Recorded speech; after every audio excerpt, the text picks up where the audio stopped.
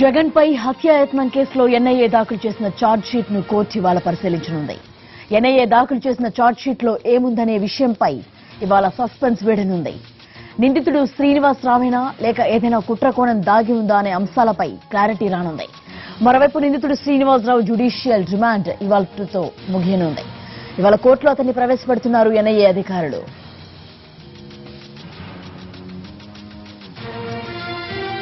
మరిన్ని వివరాలు మా కరెస్పాండెంట్ అశోక్ అందిస్తారు. అశోక్. జ్యోతి, ఉదయం 11:30కి నిందితుడు శ్రీనివాసరావుని ఇక్కడికి తీసుకురాబోతున్నారు, కోర్టులో హాజరుపరచబోతున్నారు. ఇది రెగ్యులర్ ప్రాసెస్. ఒక విధంగా జ్యుడిషియల్ రిమాండ్ ముగిసింది కాబట్టి ఇవాళ కోర్టులో హాజరుపరుస్తారు. ఆ తర్వాత మరో 14 రోజుల పాటు జ్యుడిషియల్ రిమాండ్ విధించడం, ఆ తర్వాత మళ్ళీ జైలుకి తరలించడం అనేది జరుగుతుంది. ఇది పక్కన పెడితే ఈ కేసుకు సంబంధించి ఎన్ఐఏ ఫైల్ చేసిన ఛార్జ్ షీట్ లో ఏముంది అనేది ఒక ఆసక్తికరమైన అంశం. దానికి సంబంధించిన సస్పెన్స్ ఇవాళ వీడిపోబోతుంది. ఎందుకంటే 3 రోజుల క్రితం ఎన్ఐఏ విజయవాడ కోర్టులో ఛార్జ్ షీట్ ని దాఖలు చేసింది. ఆ ఛార్జ్ షీట్ లో A1 నిందితుడిగా శ్రీనివాసరావునే పేర్కొంది. శ్రీనివాసరావు మీదే ఈ ఛార్జ్ షీట్ మొత్తం కూడా ఫైల్ చేయడం జరిగింది. ఇది ప్రిలిమినరీ ఛార్జ్ షీటా, ఫైనల్ ఛార్జ్ షీటా అని అడిగినప్పుడు కూడా ఇది ఫైనల్ ఛార్జ్ షీట్, అయితే ఇన్వెస్టిగేషన్ కొనసాగుతూనే వస్తుంది. ఫైనల్ ఛార్జ్ షీట్ అయినప్పటికీ కూడా మరికొన్ని ఛార్జ్ షీట్లు అదనంగా వేసే అవకాశం కూడా ఉంటుంది అని కూడా ఎన్ఐఏ కోర్టుకి చెప్పడం అనేది జరిగింది. గతంలో జగన్ ఆస్తుల కేసులకు సంబంధించి ఏ విధంగా అయితే ఒకదాని తర్వాత ఒకటి ఛార్జ్ షీట్లు విడతల వారీగా దాఖలు చేశారు, అదే విధంగా ఇప్పుడు ఎన్ఐఏ కూడా ఈ విధంగా ఛార్జ్ షీట్ అనేది దాఖలు చేయబోతోంది. అయితే ఆ ఎన్ఐఏ ఆ కోర్టులో ఫైల్ చేసిన ఛార్జ్ షీట్ ని ఇతరులు ఎవరు చూసే అవకాశం లేదు. ఎందుకంటే నిందితుడి తరపు న్యాయవాదులకు కావచ్చు, జగన్ తరపు న్యాయవాదులకు కావచ్చు, ఎవరికి కూడా ఆ కాపీని ఇవ్వలేదు. కోర్టు అంటే న్యాయమూర్తి కూడా ఆ ఛార్జ్ షీట్ ని భద్రపరచాలని, ఒక్కరికి కూడా బయటికి రాకుండా గోప్యత పాటించాలని ఆదేశించిన నేపథ్యంలో అత్యంత పకడ్బందీగా ఛార్జ్ షీట్ కాపీ మొత్తాన్ని కూడా కోర్టులోనే ఉంచడం అనేది జరిగింది.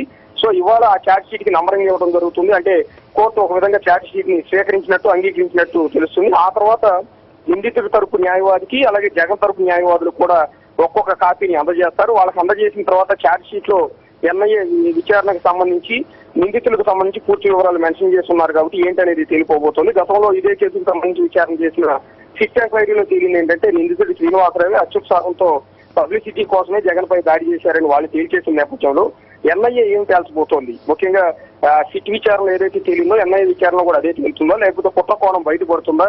ఎందుకంటే వైఎస్ఆర్ కాంగ్రెస్ పార్టీ నేతలు కావచ్చు, వైఎస్ఆర్ కాంగ్రెస్ పార్టీ తరపు న్యాయవాదులు కావచ్చు, వాళ్ళు చేసిన ప్రధానమైన ఆరోపణ ఇది కుట్ర కోణం ఉంది, తెలుగుదేశం పార్టీ నేతలే కావాలని జగన్ ని హత్య చేసేందుకు శ్రీనివాసరావుని పంపించారు అనేది వాళ్ళు చేసిన ఆరోపణ. ఈ నేపథ్యంలో ఎన్ఐఏ ఏం తేల్చబోతుంది అనేది వాళ్ళ మధ్యాహ్నం లోపు క్లారిటీ రాబోతోంది.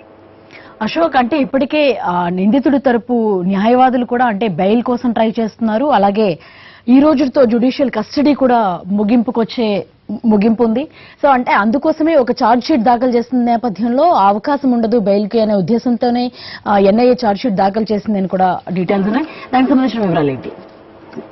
వాస్తవానికి ఇంతవరకు నిందితుడి తరపు న్యాయవాదులు ఎక్కడా కూడా బెయిల్ కోసం దరఖాస్తు ఎక్కడా కూడా చేయలేదు. ప్రస్తుతానికి జ్యుడిషియల్ రిమాండ్ లో భాగంగా అతన్ని కోర్టులో హాజరుపరుస్తారు, మళ్ళీ జ్యుడిషియల్ రిమాండ్ విధిస్తారు తప్ప ఇవాళ కూడా బెయిల్ కోసం అప్లై చేస్తున్నారన్న సమాచారం అయితే ఎక్కడా కూడా చెప్పలేదు. ఎందుకంటే నిందితుడి తరపు న్యాయవాదులు కూడా మీడియా ప్రతినిధులతో ఎక్కడా కూడా బెయిల్ కోసం అప్లై చేస్తున్నాం అన్న విషయాన్ని ఎక్కడా కూడా చెప్పలేదు. కాకపోతే ఇక్కడ క్లారిటీ కాంట్రడిక్షన్ ఏంటంటే ఎన్ఐఏ ఇంత హడావిడిగా ఛార్జ్ షీట్ ఫైల్ చేయడం వెనక అభ్యంతరాలు వ్యక్తం చేస్తూ నిందితుడు శ్రీనివాసరావు తరపు న్యాయవాదులు కోర్టులో వాదనలు చేస్తూ ఉన్నారు. ప్రధానంగా మొన్న ఛార్జ్ షీట్ ఫైల్ చేసిన సందర్భంలో కూడా నిందితుడి తరపు న్యాయవాదులు చెప్పింది ఏంటంటే ఈ కేసులో అనేక అనుమానాలు ఇక్కడ ఉన్నాయి.